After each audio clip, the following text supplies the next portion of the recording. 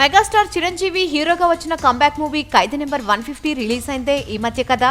అప్పుడే చిరు మళ్ళీ 151వ సినిమాకి షూటింగ్ స్టార్ట్ చేసాడా ఏంటా అని అనుకోకండి. ఎందుకంటే చిరు వెళ్తుంది సినిమా షూటింగ్ కి కాదు. ఖైదీ నెంబర్ 150 షూటింగ్, రిలీజ్ కార్యక్రమాలు, ప్రమోషన్స్ తో బిజీగా ఉండడం వల్ల అప్పుడు పక్కన పెట్టిన MEK టీవీ షోకి.